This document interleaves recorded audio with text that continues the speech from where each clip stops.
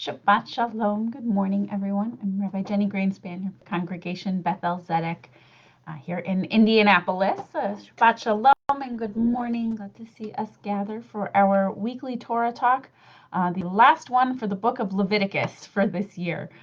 So Shabbat Shalom and welcome. I see Shabbat Shalom and good morning already to Alex Binder and to the Seagulls. Shabbat Shalom, Renee Fout. So good to see people gathering already this morning. I have to apologize for whatever reason this week. The Eitz Chaim link for our PDF of the Torah portion did not get updated on the Beth-El website, so it still has last week's if you were to follow it. But if you go to sefaria.org, sefaria.org, you can select the verses if you want to follow along with me by hitting Tanakh and then Leviticus.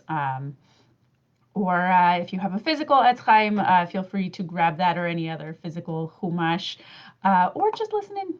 Today I probably am not going to go so deep on the verses themselves, because I think there's an inspiring message that is connected to the parsha, but you may not need to look at the verses in so much detail, so it's probably okay.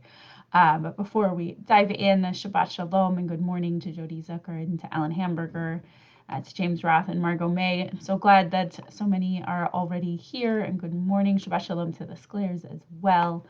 So Shabbat Shalom and welcome. And again, if you have a physical Etz Chaim, I will be at the very beginning of Parashat Behar, which is the first of our two double portions this morning. Shabbat Shalom, Jim Hammonds and Cheryl Toof as well. So if you have an Etz Chaim, I'm on page 738.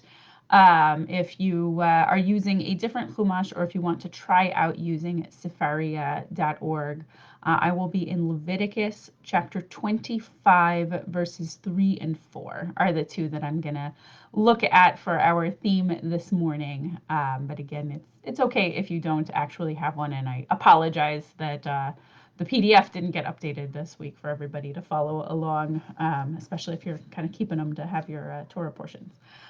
If that's the case, send me an email after Shabbat and I'll send it to you directly if you're trying to hold on to PDFs of the Torah portions. But Shabbat Shalom and good morning. So I mentioned this is our last Torah talk for the book of Leviticus for this year. We have a double Torah portion this morning, Behar and Bechukotai, which means at the mountain. So we're at the mountain of Sinai, learning some of the laws that were given when Moses was there, the mixture of the Ten Commandments and all of the other laws, and Bechukotai, looking at the laws that we are to follow in order to stay in a covenantal relationship with God. Bechukotai, the second of these two Torah portions, focuses on that pretty heavily. And has a section called the Tochecha, the rebuke, sometimes translated as the curses, but really it's a rebuke of what could happen if we don't follow God's laws. Often sounds pretty foreign to our modern theological ears when we know that it just doesn't seem to work in life, that if you follow things and do everything right, then everything will be good, and if you do something wrong, that's when you're punished. We recognize that that's really not how it tends to work in our reality, unfortunately. And so this Torah portion can sometimes be a little bit of a difficult one to look at and to work through theologically, when we know that bad things can and do happen to good people all the time, and wrongdoers are not always punished, because the world is in fact much more complicated than do good, get reward, do bad, get punishment. We know that our world and that creation is much more complicated than that. That creation sprouts out beautiful and wonderful and miraculous things, and sometimes sprouts out very difficult things, just as part of the process of how creation works. But I think that if we go back a moment to Behar, the first of the two Torah portions, we might be able to see a place where it's not that it's an explicit punishment if we don't follow something, but a recognition that our actions have consequences, a recognition that what we do as a human species and what we do as residents of this earth matters. And I want us to look at that this morning. So if you have a way to follow along with me, I'm again in Leviticus chapter 25. I'm looking at verses really 2 through 4, 2, 3, and 4. But especially 3 and 4. And again, if you don't have a copy, that is okay. But starting with Leviticus 25, verse 2, Daber el b'nei Yisrael ve'amarta alehem ki tavo'u el ha'aretz asher ani noten lachem v'shavta ha'aretz Shabbat l'Adonai. Speak to the Israelite people and say to them, when you enter the land that I will assign you. The Torah is probably speaking about the promised land, but I think any land that we end up in here could qualify. The land shall observe a Shabbat. The land should get a moment of rest. Sheish shanim tazria sadecha, v'sheish shanim tizmor karmecha, ve'asafta et debuata. 6 years you should sow your field, and 6 years you can prune your vineyards and gather what they yield. V'shana hashvi'it, Shabbat Shabbaton, yiyeh la'aretz Shabbat l'Adonai, sadecha lo tizra, v'karmecha lo tizmor.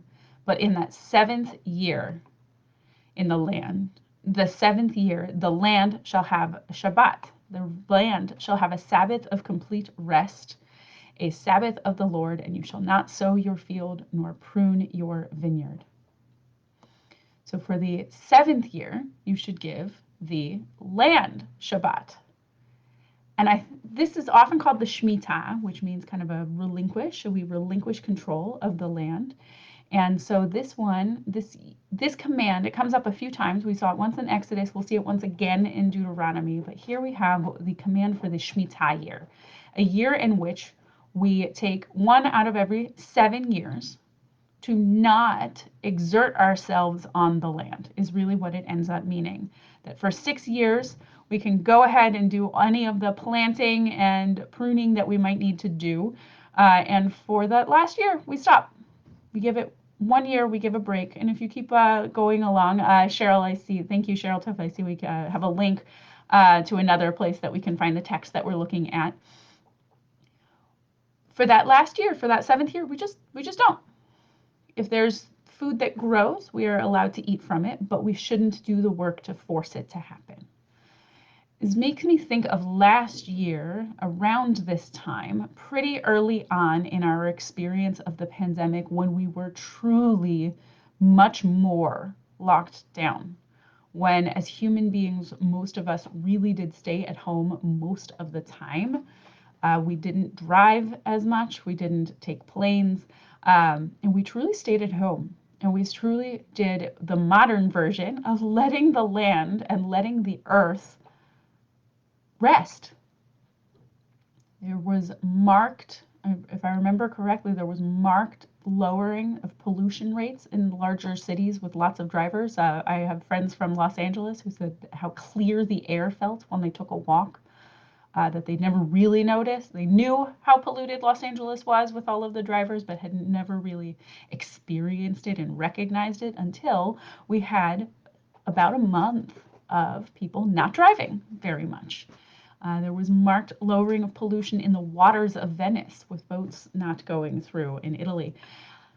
So there was this moment we saw briefly the earth having significant benefits from our pause for a month.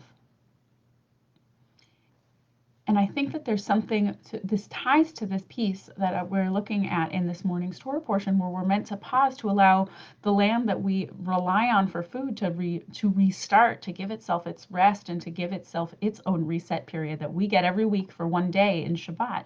We offer the land that same opportunity once every 7 years.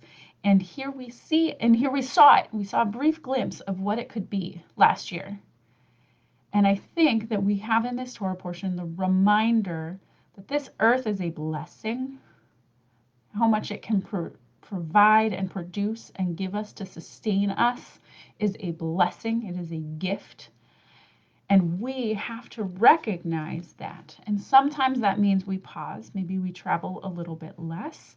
But I think that it's also one of the things that I am starting to notice and get concerned about personally, as I look at us starting to re-enter closer to our normal society, the way that we used to be, one thing I have noticed is a significant increase in disposable things.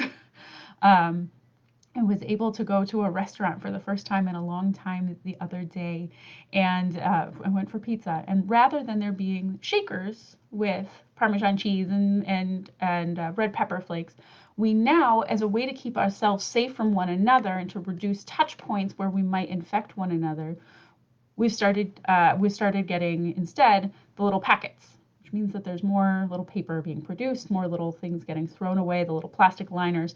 And I think that that's happening in a lot of places, in a lot of restaurants. I think we've increased the number of packaged items when we do want to come together. We've increased the number of things that we throw away.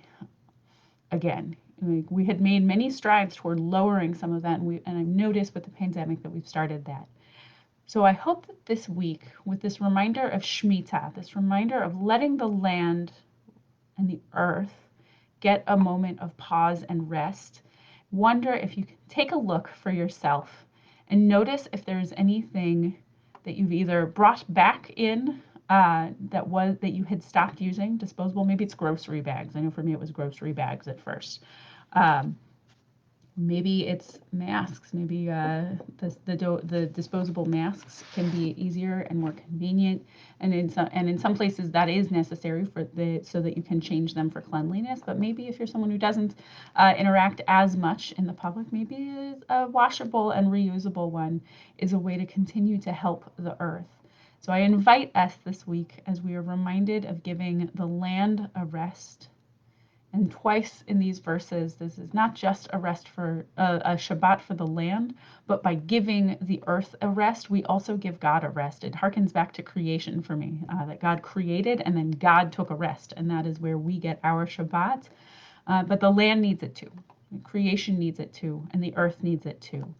So I invite us to be reminded this Shabbat to take our time to go ahead and for those 6 years we do what we have to do, and that we take advantage of the gifts that this earth has to offer, but that we also remember to show our gratitude to it by sometimes pausing, wasting less, using less, perhaps traveling less.